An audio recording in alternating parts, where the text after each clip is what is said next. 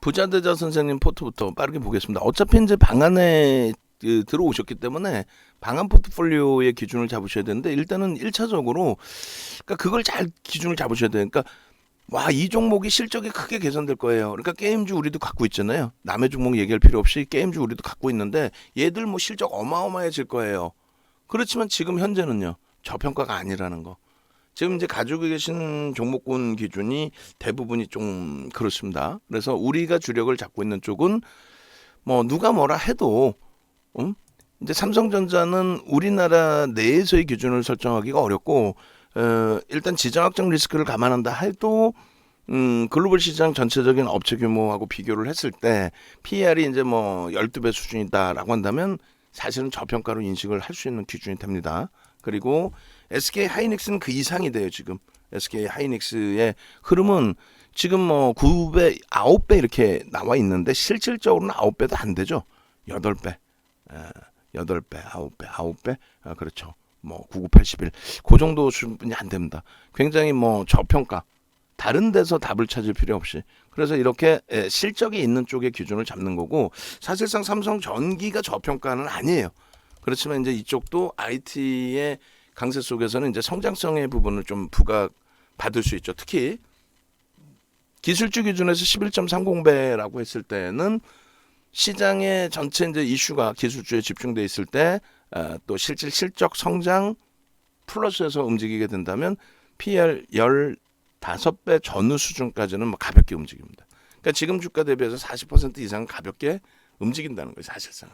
그 이후에 이제 실적 전망치가 계속 개선된다면 지금 주가보다 목표 주가가 계속 높아지는 거고요. 그래서 이제 실질적인 실적이 뒷받침되는 쪽의 기준, 뭐 DB하이텍도 마찬가지고, 또 자동차, 또 LG화학도 만만치 않습니다. 근데 이제 지금 우리가 가지고 있는 2차 전지, LNF나 게임주들, 또 두산중공업의 실적을 저평가다라고 평가할 수는 없어요. 그건 아니죠.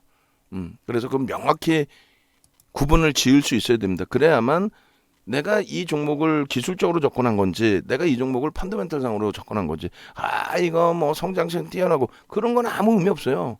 성장성이 뛰어난 거하고 그 성장성만 바탕으로 해서 뭐 SK바이오사이언스 끝내줍니다라고 했을 때 36만 원 하던 게 우리가 들어갔잖아요. 들어갔었고 수익을 냈고 결국은 20만 원 초반까지 미끄러졌다가 지금 가격 반발력이 일부 있고. 그래서 지금 이제 가지고 계시는 종목의 기준이 네이버, 두산중공업, 두산바켓, 그다음에 카카오, 펄어비스 이렇게 가지고 계시는데, 비중이 이제 큰 거부터 말씀을 드리면 네이버의 경우에도 나쁘다는 게 아니에요. 뭐 시가총액 3위 뭐 이렇게 올라와 있는 종목을 굳이 나쁘다 할 필요도 없어요. 뭐 성장성 굉장히 뛰어납니다. 근데 우리는 이제 우리가 들어가 있을 때는 2019년도에 저 수급이 상상을 초월하는 수급이 들어와 있던 거였어요, 사실은. 그래서 이제 저 상태에서 급격히 따라붙은 거고, 이 그 수급 범위가 어떤 종목은 대형주도 마찬가지예요. 이 수급 범위가 이렇게 돼 있을 때의 기준. 예를 든다면 수급이 이렇게 돼 있는데 주가는 여기서, 우리는 이런 거는 들어간다는 거예요. 예를 들어서 그렇게 해서 이 종목 뭐 이 당시에 계시던 회원님들 많이 계시는데, 이 종목 들어가서 5월 달까지 좀 일찍 팔았어요, 사실. 5월 정리를 하고 그러고 나서 삼성바이오로직스 왜 거짓말을 안 하냐면, 거짓말할 이유도 없고 그때 당시 계시던 분들도 계시는데 뻥치면 안 되고. 그러면 지금이야 이게 여기서 차익 실현한 게 야, 이 바보냐 이렇게 표현을 할 수 있지만, 이 당시에는요, 이 코로나19 터졌을 때에 가장 빨리 돌리는 흐름 속에서 얘 정리해서 다른 걸로 바꿔타라고 뭐 아우성들이었어요. 방송이나 어디서 얘를 추천하는 사람 자체가 없죠. 뭐 얘를 왜 추천하겠어. 결론적으로 뭐 지금의 기준에서는 뭐 네이버가 언제 강하게 움직여 왔고, 근데 이제 손바뀜의 흐름이에요. 개인에게 뭐 무조건적으로 떠넘겨줬다는 흐름보다는 손바뀜의 흐름이고, 그리고 이제 카카오 때문에 한 템포 더 올라온 것도 있어요. 카카오의 IPO 진행 과정 속에서 성장성 부각이 네이버로까지도 연동이 됐죠. 카카오가 더 가볍게 움직였고, 시가총액이 장중에 네이버보다 카카오가 더 크게 올라온 적도 있었어요. 그래서 야, 이제는 또 바뀌는 거냐? 근데 아니죠. 사업 자체가 이제 많이 엇갈려 있죠. 어찌됐건 결론적으로는 성장성은 뭐 기대 요인으로 가져갈 수 있는데, 다만 시장 수익률을 월등히 넘기지는 않을 거다라고 해석을 합니다. 예? 지금 기준에서는 시장보다는 뭐 조금 더 강세를 띨 수 있다 할지라도 우리가 원하는 거는 이제 그거거든요. 2003년부터 2007년까지 시장 300% 올라갈 때 500에서 2000 넘길 때 그때 시장의 주도 업종은 조선이라고 그랬잖아요. 조선이 시가총액 3위까지 올라온 현대중공업이 15,900원에서부터 55만 원까지 33배. 그러니까 시장 대비 10배 올랐어요. 차화정 열릴 때도 시장 150% 올라올 때 그들은 5배에서 7배 그리고 LG화학, 롯데케미칼, 기아는 13배에서 15배 올랐습니다. 시장 대비 10배 올랐어요. 마찬가지예요. 지금의 기준에 그러면 네이버가 시장 대비 지금부터의 스타트에서 10배 이상 움직일까? 그건 아니고 지금부터 시장 수익률에 제가 판단할 때는 조금 더 우위 정도. 그것도 좋게 평가를 줘서 경기가 좋다라는 국면에서 경기가 좋아서 긴축을 하는데 금리를 올리는데 뭐 성장주들의 자금이 빠져나간다 이런 개념이 아니라 윤정도는 오히려 경기가 좋아질 때 성장주가 더 간다. 라는 기준에서 시장 수익률을 넘기는. 왜냐하면 그래도 그것도 실적이 뒷받침돼야 되거든요. 뭐 바이오처럼 이거 급격히 폭락했으면 좋겠어요? 아니잖아요. 바이오와는 또 다르단 말이에요. 실질 마진율이 좋고 실적이 나오는 과정에서의 성장이니까.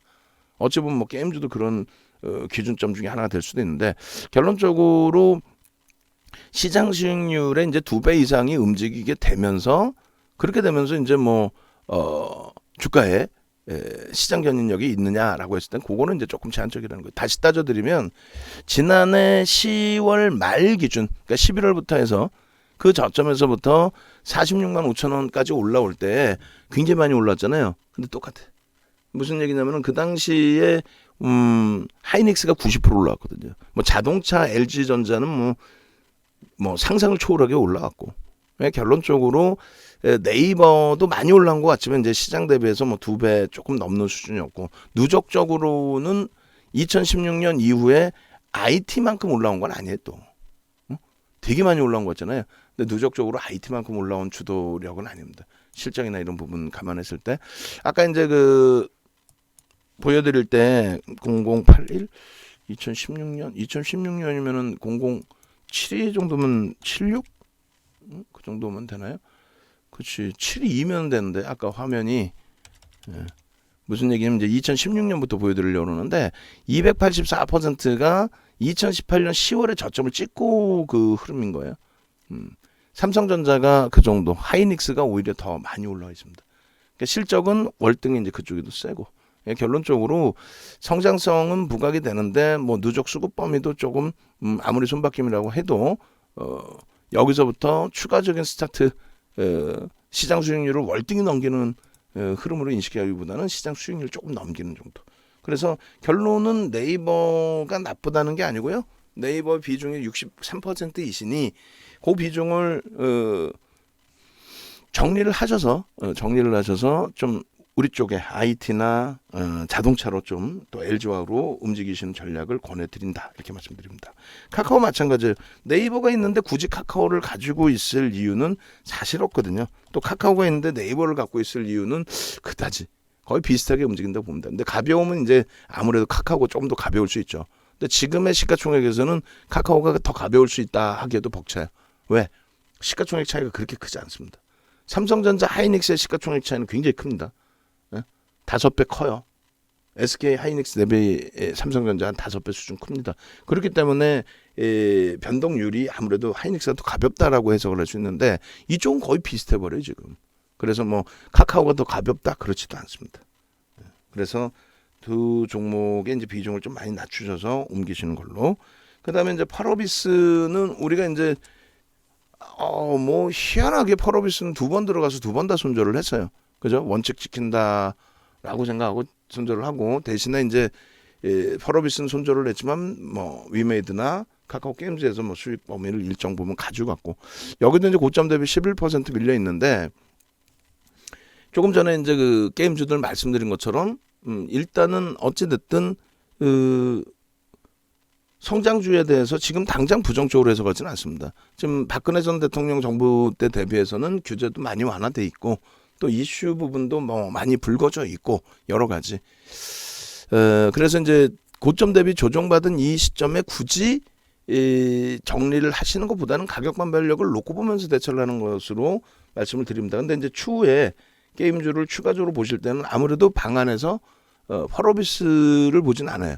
아무래도 이제 지금 기준은 카카오 게임즈를 볼 거고 변동성의 기준은 이제 위메이드 쪽에 더 어마어마하게 큰데 카카오 게임즈 쪽의 누적 수급이나 이런 부분을 볼 거고요. 컴투스는 이제 시가총액이 좀 그렇고 그다음에 애니소프트도 게임주라는 성향을 보고 들어갔을 때 애니소프트를 들어간다라는 건 그거는 조금 뭐랄까 우량주 기준에서의 설정 범위로 진행이 되니까 그래서 어찌됐건 간에 우리는 이제 우선순위로는 이제 카카오 게임즈 위주로 볼 거예요. 그러니까 게임즈 펄어비스의 차익 실현 범위가 설정이 되시고 나면은 지금은 이제 좀 평균 단가 높으신데 비중을 더 확대하지 마시고요. 13%에서 뭐 정리를 하시든 또 뭐 손실을 보고 정리를 하시든 뭐 수익을 보고 정리하시든 일단은 게임주를 꼭 가져가시겠다 하시면 이제 우리는 카카오 게임즈나 이런 쪽입니다. 그래서 단문 문자가 나가는 쪽 기준을 설정해서 좀 들여다보시면 되겠고 성향에 따라서 가벼움을 뭐 보신다 하면 뭐 컴투스나 위메이즈를 보실 수가 있는데 그쪽 위메이드나 이런 쪽이 버거우시다 하시면은 비슷한 수준에서는 이제 카카오 게임즈 또 애니소프트는 차익 실현하고 그냥 나올 기준을 설정을 하고 있습니다. 두산마켓 같은 경우도 일단은 거래 대금이 제한적이어서 자주 그렇게 보지는 않습니다. 그래서 거래 대금 터질 때만 일시적으로 한 번씩 보는데 41,000원대면은 굳이 이제 손절하시기보다는 돌려질 때 빠져나오실 수도 있을 것 같아요.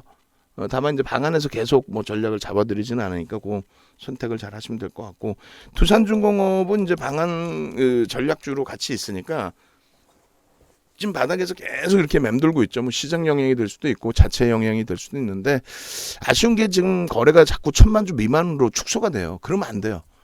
10조짜리가 1,000만 주 미만, 그래서 2천억 미만, 10조짜리가 계속 2천억 미만, 그러면 안 돼요.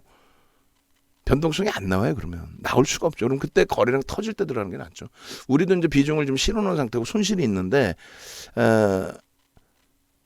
가격 반발력이 나올 때 거래량 확인해보고 그리고 그 다음 날에 추이 보고 이건 좀 아니다 싶으면 손실을 보고라도 정리를 해서 나올 겁니다. 일단은 비중 이제 3.07%이신데 단문 문자 나갈 때 이제 추가 편입 여부 고민을 해보시고 그리고 이제 전체적인 전략에 같이 동반해서 따라와 주시면 된다. 이렇게 설정을 해드리겠습니다. 그렇게 해서 부자 대자님 포트폴리오 지금 올려드리도록 할게요.